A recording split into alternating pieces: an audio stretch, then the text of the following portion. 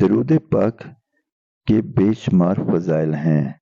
اگر کوئی ایک مرتبہ نبی مکرم صلی اللہ علیہ وآلہ وسلم پر درود بھیجے تو حق تعالیٰ جل شانہ اس پر 10 مرتبہ رحمت بھیجتے ہیں۔ نیز ملائکہ کا اس کے لیے دعا کرنا، گناہوں کا معاف ہونا، درجات کا بلند ہونا، احد پہاڑ کے برابر ثواب کا ملنا، شفاعت کا اس کے لیے واجب ہونا، مزید امور ہیں۔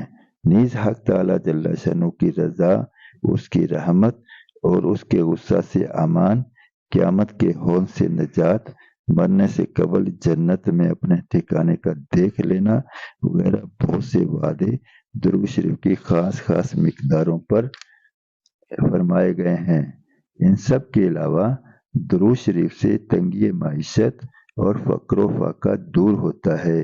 اللہ رب العزت اور اس کے رسول پاک صلی اللہ علیہ وآلہ وسلم کے دربار میں تقرب نصیب ہوتا ہے، دشمنوں پر مدد نصیب ہوتی ہے اور قلب کی نفاق اور زنگ سے صفائی ہوتی ہے، لوگوں کو اس سے محبت ہوتی ہے، اور اس کے علاوہ بے شمار اس کی فضائل ہیں۔ اگر کوئی درود پاک سے انحراف کرتا ہے، اس کو نہیں پڑھتا ہے، نہ صرف یہ کہ وہ ان فضائل سے محروم رہے گا بلکہ اس کو بہت سارے وعیدوں کا بھی سامنا کرنا پڑے گا۔ آپ ذرا ان وعیدوں کی طرف آتے ہیں۔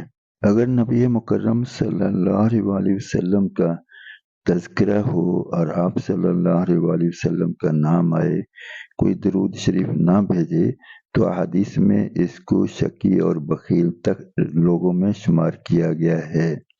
نیز جفاکار اور جنت کا راستہ بھولنے والا، حتیٰ کہ جہنم میں داخل ہونے والا اور بددین تک فرمایا ہے۔ اگر ویڈیو پسند آئی ہو تو اس کو لائک بھی کریں، دوستوں میں شیئر بھی کریں اور ہمارے چینل کو سبسکرائب بھی کریں۔